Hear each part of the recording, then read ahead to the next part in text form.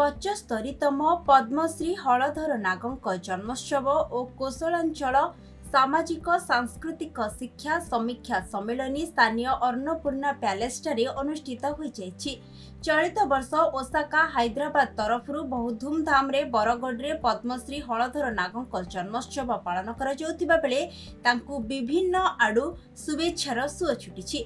कोसली भाषा केवल पश्चिम ओडिशा रे सीमित नुहे, यह विदेश रे मध्य बेस उत्साह लोके पद्मश्री हलधर नागंक कविता पठन करुछंती। आजिर एही कार्यक्रम रे बहुसंख्यार कवि लेखक कलाकार सह विभिन्न संगठन और जनसाधारण सामिल होइथिले। पद्मश्री हलधर नाग जने भारतीय कुशली संबलपुरी भाषी लोककवि लेखक और राम कथा गायक थिले। जने लोककवि भावरे से प्रारंभिक जीवन रे भजन रसर केली डालखाई सजनी आदि पारंपरिक संबलपुरी गीत रचना करथिले। से सब स्थानीय दंड नाटरे परिवेशन करा जाउथिला। 2016 मसीह भारत सरकार तांको पद्मश्री सम्मान प्रदान करथिले। 2020 मसीह नाम रे पद्मश्री हलधर नाग साधना कुटीर और संग्रहालय उद्घाटन करा जायथिला। 75तम जयंती पालन होचे केवल इठाने रहिसे एटा ओसाका हैदराबाद रो आसिकरी बड़ कथा है। हैदराबाद रो आसिकरी बरगढ़ रे पालन करूछन बड़ कथा है। एटा जेतु आज अमेरिका रे पालन होचे आउ अन्य जगह मन को अनेक ठाने पालन होचे जेकी ठान पहुँची पारमी हेतकी ठान के जिमी किंतु बड़ कथा पूज्यर पूजा जेहेतु दौन पश्चिम ओडिशा रे माने अन्य कवि मान को जनता की पूज्यर पूजा दिया जाए संबलपुरी भाषार कवि के भी पूजा दिया जाउछे। एटा बड़ कथा है।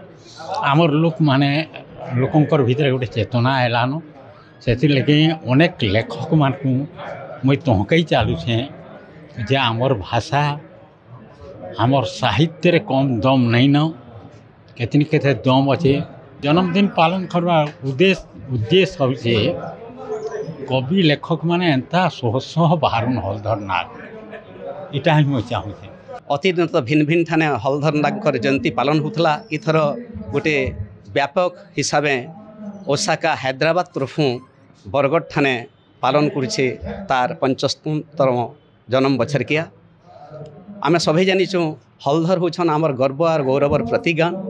आज जेन संबलपुरी कोसली अस्मितार कथा उठुचे तार से जीवंत प्रतीकान। आगो तो आमर मातृभाषा ओडिया थिला बोलिक आमर गोटे भावनाटे बरकस होता किंतु सतटा केते बेले लुकी नहीं रहे। प्रकृत न आमर मातृभाषा जो संबलपुरी है संबलपुरी कोसली है ईटा प्रभावशाली हुई बसला जेते बेले लोककवि पद्मश्री डॉक्टर हलधर नागर आविर्भाव घटला। आमर भाषाटा संवैधानिक स्वीकृति नुहे पे अथच हलधर नाग को पद्मश्री सम्मान मिलबार संगे संगे जातीय भाषा साहित्य सम्मान भी मिली सारान। से यहाँ छिनी आ पश्चिम ओडिशार खाली होकर नैन राज्यर होकर खाली नैन समग्र देशर हो सारान आंतर्जातिक ख्याति संपन्न गोटे विरल प्रतिभा से हो सारान। बरगढ़ हरिश्चंद्र भुईं रिपोर्ट खबर ओडिशा।